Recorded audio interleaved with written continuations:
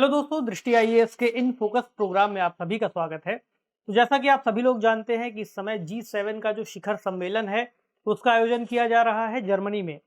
भारत भी एक उन देशों में शामिल है जिसको G7 के सम्मेलन में बुलाया गया है। तो इस बार G7 के सम्मेलन के अंतर्गत कौन-कौन से महत्वपूर्ण बिंदुओं को, कौन-कौन से महत्वपूर्ण मुद्दों को उठाया गया है, भारत को चूंकि इसमें बुलाया गया है इसलिए भारत का क्या महत्व है इस पूरे मुद्दे को लेकर के, भारत कैसे इस पूरी परिस्थिति को देखेगा और इस बार क्या-क्या महत्वपूर्ण पहलू इसमें शामिल होंगे। आज का जो हमारा टॉपिक है वह है भारत के लिए कितना लाभकारी होगा G7 शिखर सम्मेलन। तो इस पूरे मुद्दे पर आज हमारा फोकस रहेगा, ठीक है। तो जैसा कि प्रधानमंत्री जी वहां पर पहुंच भी गए हैं और म्यूनिख में उन्होंने कई सारे जो भारतीय मूल के लोग रह रहे हैं जर्मनी के अंतर्गत उनको संबोधित भी किया। आज 28 तारीख है और इस कार्यक्रम का आज समापन दिवस हम कह सकते हैं, ठीक है। तो इसके अंतर्गत आज हम जिन जिन की पॉइंट्स पर डिस्कस करेंगे, हम जानेंगे G7 शिखर सम्मेलन इस बार का किस तरह से आयोजन किया जा रहा है। क्योंकि प्रीलिम्स में इससे जुड़े कुछ फैक्ट्स पूछे जा सकते हैं इसलिए थोड़ा सा प्रीलिम्स ओरिएंटेड इसको रखेंगे। इसके अलावा G7 और इसकी हिस्ट्री भी पूछी जा सकती है, ठीक है, इसलिए इसको भी जानेंगे। इससे जुड़े कौन कौन से प्रमुख मुद्दे इस बार शामिल किए गए हैं। इस बार एक और टर्म बहुत ज्यादा चर्चा में बना हुआ है, क्लाइमेट क्लब का। तो क्लाइमेट क्लब क्या है, किस तरह से इसका फॉर्मेशन किया जाना है, क्यों इसकी बात चल रही है, इसको भी देखेंगे। और इस क्लब में कौन शामिल हो सकता है, इस विचार का क्या महत्व है, विचार कहां से आया, ठीक। इसके अलावा भारत और G7 के संबंधों को देखते हुए एक सवाल जो कि आप मेंस के स्तर पर सॉल्व करने का अभ्यास कर सकते हैं। क्योंकि प्रीलिम्स की परीक्षाएं हो चुकी हैं, मेंस की परीक्षाएं आने वाली हैं, इसलिए इस तरह के अभ्यास करना आप लोगों के लिए और भी ज्यादा महत्वपूर्ण हो जाता है। यह विषय GS पेपर 2 के अंतर्गत अंतर्राष्ट्रीय संबंध खंड से जोड़ करके हम देख सकते हैं, इंटरनेशनल रिलेशंस, ठीक है। तो टॉपिक की शुरुआत करें G7 शिखर सम्मेलन की। 26 से 28 जून को इसका आयोजन किया जा रहा है। कहाँ हो रहा है? जर्मनी में। चूंकि आयोजन जर्मनी में हो रहा है इसलिए निश्चित तौर पर यह बात कही जा सकती है कि जर्मनी इसका आयोजक है या फिर इस बार इसका अध्यक्ष है, ठीक है। और जर्मनी इसकी अध्यक्षता 7वीं बार कर रहा है। और इस बार का जो शिखर सम्मेलन है ये 48वां शिखर सम्मेलन है। इससे जुड़ी जानकारी अगर लें, अच्छा, ये 2022 का सम्मेलन है। 2021 का जो आयोजन किया गया था उसकी अध्यक्षता किसने की थी? यूके ने। और 2023 की अध्यक्षता कौन करेगा? ये करेगा जापान, ठीक। अब इस बार का जो शिखर सम्मेलन है इसमें प्रमुख फोकस रहेगा जलवायु परिवर्तन पर, क्योंकि रशिया यूक्रेन युद्ध बहुत समय से चलता चला आ रहा है और इसके बाद एक जो मुद्दा है जलवायु परिवर्तन का, उस पर वैश्विक समाज की निगाहें थोड़ा सा धुंधली होती जा रही हैं, उस पर देख नहीं पा रहे हैं। तो इस बार ऐसा कहा है कि जलवायु परिवर्तन पर हम फोकस रखेंगे। हालांकि ऐसा संभव नहीं होगा कि रूस और यूक्रेन के अंतर्गत जो संघर्ष की स्थितियां हैं उस पर बातचीत न की जाए, अभी हम उस पर भी बात करेंगे। तो चूंकि जर्मनी अध्यक्षता कर रहा है 2022 में G7 के देशों के अंतर्गत, तो इसका जो मोटो है वो है progress towards an equitable world. तो ये मोटो रखा गया है इस बार, मतलब इस थीम के अंतर्गत नहीं, G7 शिखर सम्मेलन का नहीं, जर्मनी ने ओवरऑल इसको रखा हुआ है, ठीक है। और इस बार जो चर्चा के प्रमुख क्षेत्र होंगे वे हैं सस्टेनेबल प्लैनेट, यानी सतत हम ग्रह की बात कर रहे हैं, आर्थिक स्थिरता और ट्रांसफॉर्मेशन, वैश्विक स्वास्थ्य में सुधार, यानी हम कह सकते हैं इसका आर्किटेक्चर में इसके पूरे सुधार की बात कर रहे हैं, सतत निवेश की बात कर रहे हैं और मजबूत एकजुटता, यानी सभी को एक साथ मिलकर के काम करना होगा, वर्ल्ड ऑर्डर की बात आ रही है, नियम आधारित व्यवस्था की बात आ रही है, ठीक है। यहाँ पर आप तस्वीर देख सकते हैं, ये हैं जर्मनी के चांसलर ओलाफ शॉल्ज, ठीक। और ये पूर्व चांसलर है एंजेला मर्केल, जानते ही होंगे आप, तो ये थोड़ा सा ये अपडेट भी ले लीजिए, ठीक। तो G7 शिखर सम्मेलन में इस बार किसको बुलाया जा रहा है? क्योंकि हमने भारत की चर्चा की, तो भारत को एक प्रमुख भागीदार देश के रूप में इसमें आमंत्रित किया गया है। प्लस भारत के अलावा अर्जेंटीना, इंडोनेशिया, सेनेगल और दक्षिण अफ्रीका को भी बुलाया गया है। मतलब ये G7 के सदस्य देश नहीं है लेकिन भागीदार देश के रूप में आमंत्रित किया गया है। इसके अलावा यूक्रेन के राष्ट्रपति हैं वोलोदिमिर जेलेंस्की, उनको भी ऐसा कहा गया है कि वर्चुअल रूप से वो भी शामिल हो सकते हैं। क्योंकि बड़ा मुद्दा है इसलिए उनको शामिल करने से जो यूक्रेन की इस वक्त समस्याएं हैं वो भी विश्व के सामने आएंगी और जो रशिया के वहां पर किए जा रहे हमले हैं वो भी और स्पष्ट हो सकेंगे, ठीक। इसके अलावा संयुक्त राष्ट्र, WHO, world trade organization, IMF यानी अंतर्राष्ट्रीय मुद्रा कोष, विश्व बैंक सहित कई सारे अंतर्राष्ट्रीय संगठन भी इसमें शामिल होंगे। आप समझ सकते हैं इन सभी बातों से कि G7 का शिखर सम्मेलन कितना ज्यादा महत्व रखता है। विश्व की प्रमुख अर्थव्यवस्थाएं शामिल हो रही हैं और इसके साथ ही भारत को भी बुलाया गया है। अब कहाँ पर आयोजन हो रहा है हमने बात कर ही ली। श्लॉस एलमाउ बावेरिया जर्मनी का एक क्षेत्र है। इसके बारे में थोड़ा सा देखना जरूरी होगा। ये जर्मनी का मैप है, मैप बेस्ड लोकेशंस पर हमें नजर रखनी ही होगी। ऐसा हो सकता है मिलान के रूप में कोई सवाल बना दिया जाए कि बावेरियन क्षेत्र कहाँ पर आता है। तो ये प्रसिद्ध है बावेरियन आल्प्स के नाम से। आल्प्स का क्षेत्र और बावेरियन है, और म्यूनिक शहर भी यहाँ पर ही है, यानी दक्षिण में। आल्प्स की अगर आप श्रृंखला देखें तो इसका विस्तार यहाँ पर स्विट्जरलैंड में, थोड़ा सा इटली में और कुछ ऑस्ट्रिया तक मौजूद है। जर्मनी की सीमाएं अगर आप देखें तो यहाँ पर पश्चिम में लगती नीदरलैंड, बेल्जियम, लग्जमबर्ग, फ्रांस, दक्षिण में स्विट्जरलैंड, इटली से नहीं लग रही ऑस्ट्रिया, यहाँ पर चेक रिपब्लिक और यहाँ पोलैंड। इसकी राजधानी कहाँ है? बर्लिन। बर्लिन यहाँ पर है, किस नदी के पास? स्प्री नदी के पास। ठीक है, ये कुछ प्रमुख जानकारी है, बाकी आप और चीजें देख सकते हैं। राइन नदी वाला क्षेत्र इसके पश्चिम की तरफ है। ये राइन रिवर कुछ इस तरह से रिवर वैली यहाँ पर मौजूद है। ठीक, चलिए अब देखें G7 के बारे में। G7 और इसका इतिहास जानना बहुत जरूरी है, कैसे फॉर्मेशन हुआ। तो जब हम बात कर रहे होते हैं G7 देशों की, तो इसमें कौन कौन से देश शामिल हैं? Canada, France, Germany, Italy, Japan, यहाँ यूके और यूनाइटेड स्टेट्स ऑफ अमेरिका यानी संयुक्त राज्य अमेरिका। आपने ऐसा भी सुना होगा एक समय इस समूह को G8 कहा जाता था 2014 तक। तो जब इसको G8 कहते थे तब इसमें रशिया भी शामिल था, लेकिन 2014 में जब रशिया ने क्रीमिया पर हमला किया और क्रीमिया को एक तरह से कब्जा कर लिया उस पर, तब उसके बाद G7 की बैठक से रूस को हटा दिया गया, फिर से इसको G7 कहा जाने लगा। यानी तब G8 की बैठक हो रही थी, फिर G7 हो गया। अगर आप G20 का ग्रुप देखेंगे तो G20 के ग्रुप में इन देशों के अलावा कुछ और देश भी शामिल हैं, जैसे Argentina, Australia, Brazil, China, European union, Bharat, Indonesia, Mexico, Saudi Arabia, South Africa, South Korea और तुर्की। ये सभी देश मिलकर के बनाते हैं G20। तो थोड़ी सी जानकारी इसके लिए भी जरूरी है। अच्छा, इसका इतिहास देखें कहाँ से शुरुआत होती है। तो 1975 में जब पहला विश्व आर्थिक शिखर सम्मेलन का आयोजन किया जाता है, पहली बैठक होती है, तब से ऐसा माना जाता है कि इस ग्रुप की शुरुआत हुई है। उस समय इसमें 6 देशों ने हिस्सा लिया। कौन से थे 6 देश? Germany, France, great Britain, Italy, Japan और अमेरिका यानी संयुक्त राज्य अमेरिका। कनाडा उस वक्त शामिल नहीं था, और ये लोग बैठक कर रहे थे 1970 के दशक की जो भी वैश्विक स्थितियां मौजूद थी, आर्थिक समस्याएं मौजूद थी उस पर। जैसे पहला तेल संकट आया, अंतर्राष्ट्रीय आर्थिक नीतियों पर, वैश्विक मंदी पर, इन सभी मुद्दों पर चर्चा की जा रही थी। अब 1976 में देखते हैं कि कनाडा इसमें जब शामिल होता है तब इसे G7 नाम दे दिया जाता है। 1998 में आगे चलकर रूस शामिल होता है, तब इसको कहते हैं G8, हमने पीछे डिस्कस किया। और 2014 में जब रूस इस समूह से बाहर होता है तो ये फिर से G7 कहलाने लगता है। ठीक, एक बड़ी अर्थव्यवस्थाओं का समूह है। तो वैश्विक आबादी के हिसाब से अगर हम देखें तो 10% वैश्विक आबादी ये देश अपने अंतर्गत शामिल करते हैं। अच्छा, एक बात और याद रखिएगा कि G7 की जो बैठकें हैं उसमें यूरोपियन यूनियन भी एक महत्वपूर्ण सदस्य के रूप में शामिल होता है। हालांकि उसकी संख्या को वहां पर जोड़ा नहीं जाता, यानी G8 नहीं बनाते, G7 ही रहता है, लेकिन उसकी भी प्रमुख भागीदारी रहती है। अब वैश्विक जीडीपी में अगर इसका हिस्सा देखें तो 31% इन देशों का हिस्सा है। वैश्विक CO2 का उत्सर्जन देखें तो 21% हिस्सा बनाते हैं। अब 2021 में जो सार्वजनिक क्षेत्र का इनका व्यय था, ऐसा कहा गया है कि वो राजस्व से अधिक था, यानी जितना इनको राजस्व प्राप्त नहीं हुआ उससे ज्यादा इन्होंने खर्च किया। खर्च तभी कर पाएंगे जब पैसा कहीं से उधार लेंगे, इसलिए इनका जो उधार खाता है वो भी बहुत ज्यादा, ऋण जो है बढ़ गए हैं। अगर जापान का ऋण देखें तो जीडीपी का 263%, इटली का 151%, अमेरिका का 133% ऋण मौजूद है इनके ऊपर। हालांकि बड़े निर्यातक देशों के रूप में संयुक्त राज्य अमेरिका और जर्मनी को हम देख सकते हैं, और 2021 में इनका जो कुल निर्यात था लगभग $1 ट्रिलियन से ज्यादा का निर्यात कर रहे थे। ठीक है, तो ये तो हुआ इस ग्रुप के बारे में बात। अब देखें इस बार का जो आयोजन है उसमें कौन कौन से मुद्दे शामिल किए गए हैं।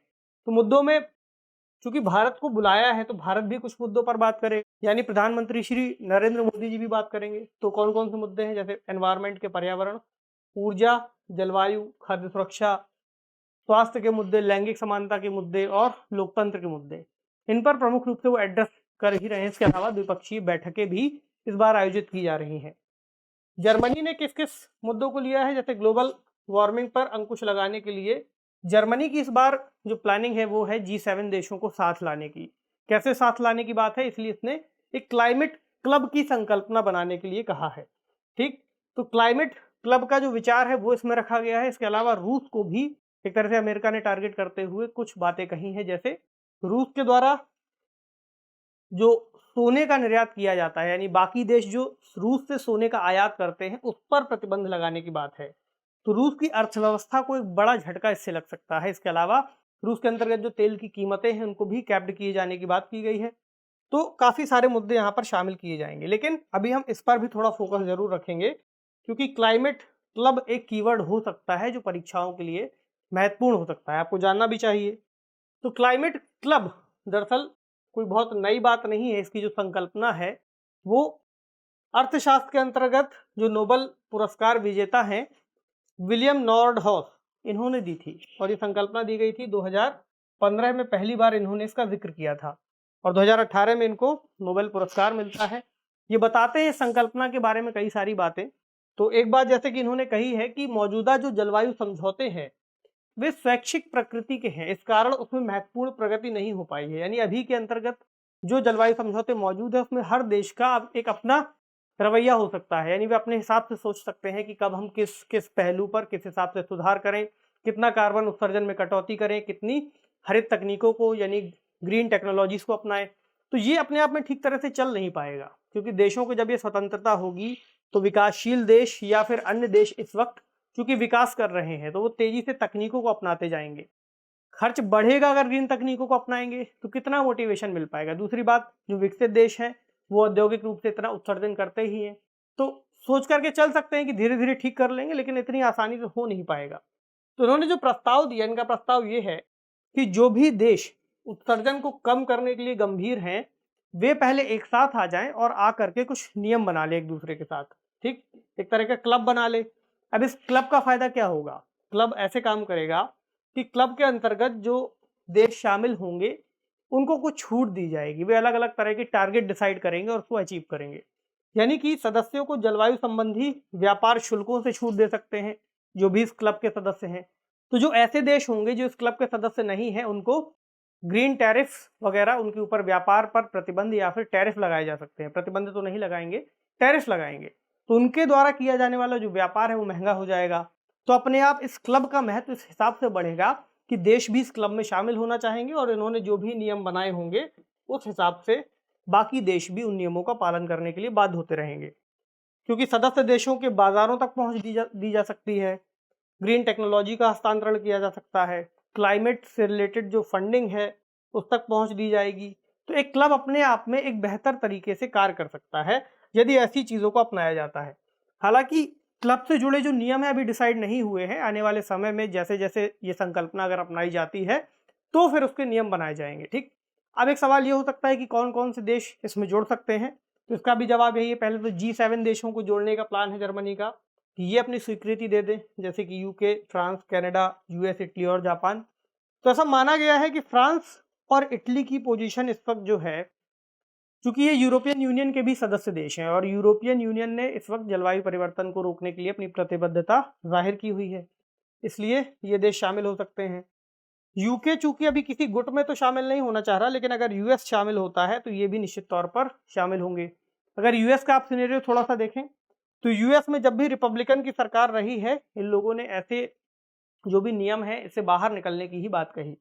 जैसे 1997 में जब क्योटो प्रोटोकॉल आया था उस वक्त जॉर्ज डब्ल्यू बुश ने उससे अमेरिका को बाहर निकाला था। उसके बाद जब डोनाल्ड ट्रंप आए उन्होंने पेरिस जलवायु समझौते से अमेरिका को बाहर निकाला।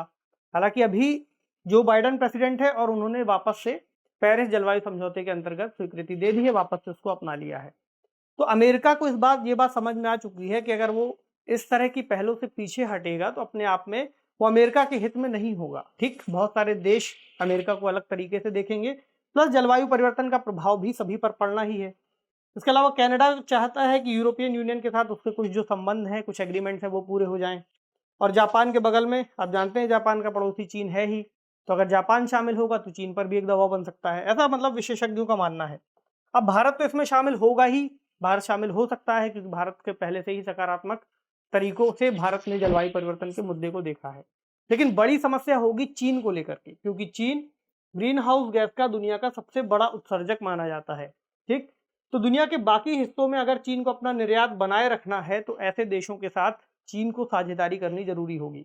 इसके अलावा अगर चीन का निर्यात अपने आप में बहुत बड़ा है, बहुत सारे गुड्स का वो निर्यात करता है, तो अगर इस व्यापार में चीन को टैरिफ का सामना करना पड़ेगा तो वो निर्यात उसके लिए महंगा हो जाएगा, उतना लाभकारी रहेगा नहीं।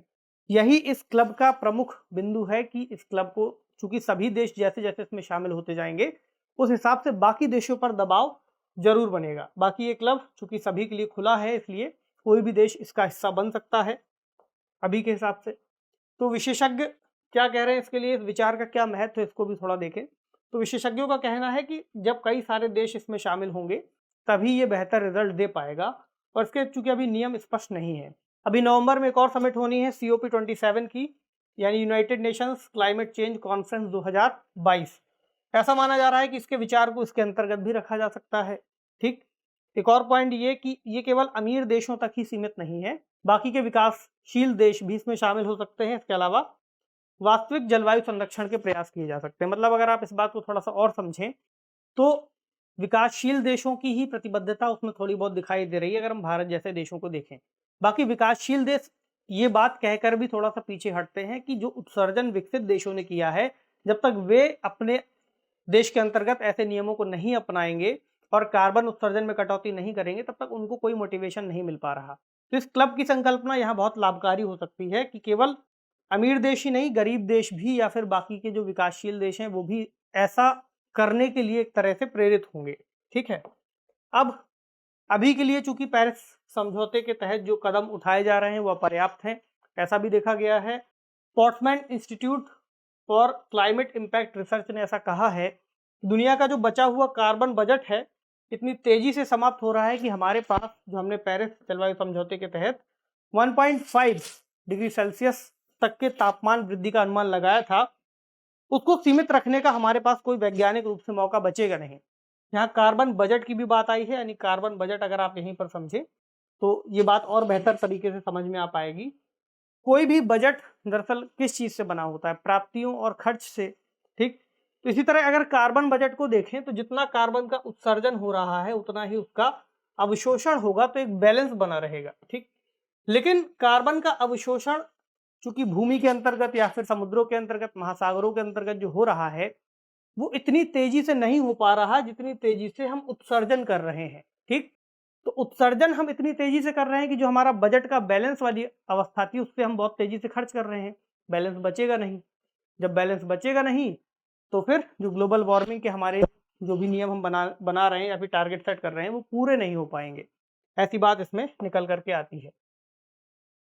क्योंकि अब ये समिट अपने आप में इसीलिए जलवायु प्रतिबद्धता को लेकर के चल रहे हैं कि जो बातें अभी तक छूटती जा रही हैं उनको पूरा किया जा सके। भारत को भी बुलाया है, तो अब भारत को लेकर अगर हम एक दृष्टिकोण अपनाएं, एक नजरिए से देखें, तो भारत को यहाँ पर बुलाया जाना कितना महत्वपूर्ण होगा। समझिए इस बात को कि जर्मनी ने भारत को बुलाया है। पिछली साल जब यूके ने इसका आयोजन किया था तो यूके ने भी बुलाया था, तो यूके से भी भारत के अच्छे संबंध है, जर्मनी से भी अच्छे संबंध है। इसके अलावा बाकी के जो भी देश G7 में है लगभग सभी के साथ भारत के संबंध अच्छे हैं। तो भारत को बुलाया जाना पहली बात तो इन संबंधों को दर्शाता है। दूसरी बात यह भी है कि भारत की वैश्विक स्तर पर बढ़ती स्वीकृति और मान्यता भी यहाँ पर दिखाई देती है कि एक बड़ा मंच G7 में, चूंकि विश्व की प्रमुख अर्थव्यवस्थाएं शामिल हैं, अगर चीन को हटा दिया जाए तो भारत को अगर वो बुला रहे हैं, इसका मतलब ये बात निश्चित तौर पर कही जा सकती है कि भारत की अर्थव्यवस्था, भारत की जनसंख्या और भारत की GDP तीनों ही चीजें बेहतर तरीके से बढ़ रही हैं और वैश्विक स्तर पर अपना बहुत ज्यादा महत्व रखती हैं। इसलिए भारत को इसमें शामिल किया जाना विश्व की जरूरत भी हम कह सकते हैं। इसके अलावा भारत को वैश्विक चुनौतियों का समाधान खोजने के लिए किसी भी और हर निरंतर प्रयास का हिस्सा बनने की भी जरूरत है, ऐसा भी विशेषज्ञ कहते हैं। अच्छा, एक पॉइंट यहाँ पर यह भी आया, कुछ लोगों ने यह तर्क दिया कि भारत को इसलिए बुलाया जा रहा है क्योंकि भारत रूस का सहयोगी देश है, तो भारत को अगर इस तरह के मंचों पर बुलाया जाएगा तो ऐसा हो सकता है कि भारत और रूस के बीच में थोड़ी सी दूरी लाई जा सके। लेकिन इस जो क्लेम है या फिर जो ऐसा कमेंट आया है इसको हम इस बात के जरिए भी खारिज कर सकते हैं, या विशेषज्ञों ने भी ऐसा कहा है कि भारत पहले भी ऐसे मंचों से जुड़ा रहा है। तो यहाँ केवल रूस से दूरी वाली बात नहीं है, ये मंच अपने आप में बहुत महत्वपूर्ण है और इससे जुड़ना भारत के अंतर्गत जो भारत के निजी हित हैं उसके लिए भी जरूरी है, प्लस वैश्विक रूप से महाशक्ति के रूप में चूंकि भारत भी उभर रहा है, इसलिए भारत की जरूरत विश्व के साथ जुड़ने की बनी हुई है। ठीक, केवल रूस को साइड करने जैसा मुद्दा यहाँ पर नहीं आता। ठीक, सवाल क्या बनता है? सवाल है G7 शिखर सम्मेलन 2022 के प्रमुख बिंदुओं पर चर्चा करते हुए भारत के लिए इसके महत्व को रेखांकित कीजिए। तो बहुत सीधा सा सवाल है, आपको बता देना है कि इस बार के सम्मेलन में कौन कौन से प्रमुख बिंदु रखे गए हैं। इसके अलावा इसका जो महत्व है वो भी आपको बताना है कि भारत के लिए किस तरह से है, विश्व के लिए किस तरह से है, क्या क्या मुद्दे शामिल किए हैं। तो आज के लिए इस सेशन को यहीं पर विराम देते हैं। आपसे मिलेंगे अगले सेशन में किसी अन्य महत्वपूर्ण विषय के साथ। ठीक, तब तक पढ़ते रहिए, ख्याल रखिए, शुक्रिया।